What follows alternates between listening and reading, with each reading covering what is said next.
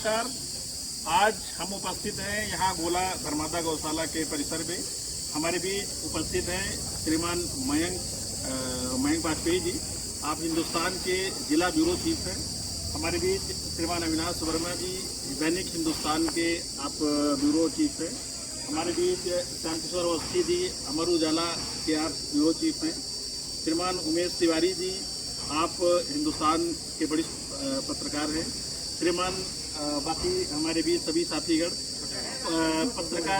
पत्रकारिता दिवस के अवसर पर आज हम आदरणीय मयंक वाजपेयी जी से निवेदन करेंगे कि कुछ दो शब्द देश की पत्रकारिता पर आप बता करके, और देश की पत्रकारिता बहुत सही दिशा में, जैसे हमारे लोकतंत्र, हमारी जो देश के सभी चौथा स्तंभ माना गया है, और लोकतंत्र कैसे आगे बढ़ता रहे, लोकतंत्र की जो स्पिरिट है वो बनी रहे, इसके लिए हम आदरणीय मयंक वाजपेयी जी से निवेदन करेंगे कि आज जो नए पत्रकार बंधु आज जो इस पत्रकारिता के क्षेत्र में आ रहे हैं, तो कैसे उनको एक गाइडलाइन बिंदु के रूप में कुछ विषय आप देने की कृपा करेंगे। आप मयंक वाजपेयी जी।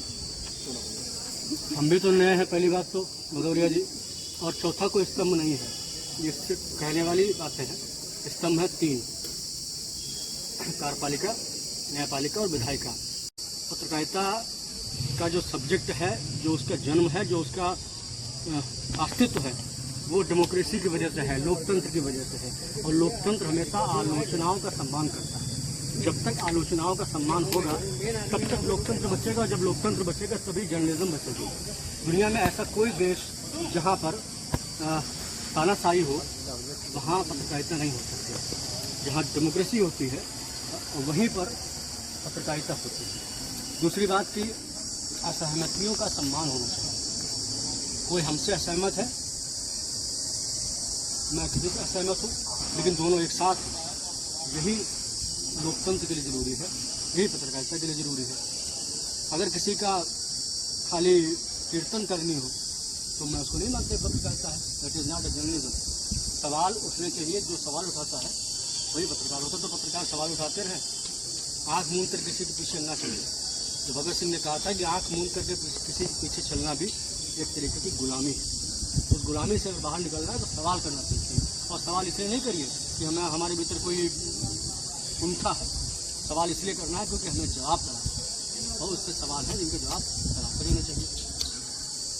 जी, मैं एक प्रश्न जरूर इस आज के दिवस से पूछना चाहेंगे आपसे कि जो पत्रकारिता में हम देख रहे हैं कि रोजी रोटी में एक, जैसे अन्य जगहों में आपको उसका पैसा मिलता है हर काम करे, लेकिन पत्रकारिता में ऐसा कुछ नहीं है।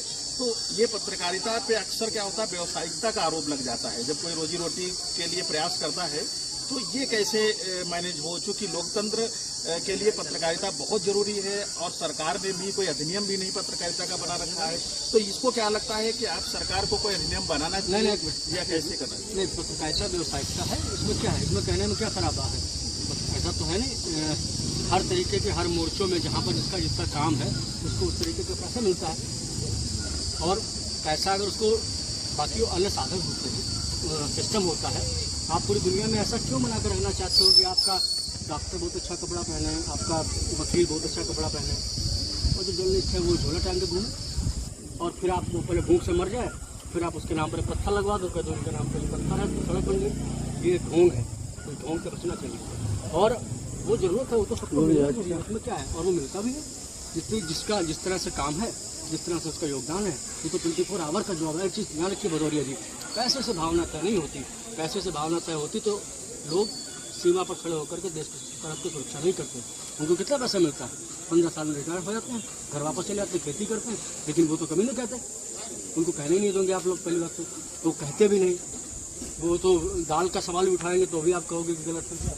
तो उनका जो बात है वो भावना चलता है, और ये जज्बाती चीज़ें होती हैं, ये दुकानदारी नहीं है, ये मोहब्बत है जो बहुत ही जुनून से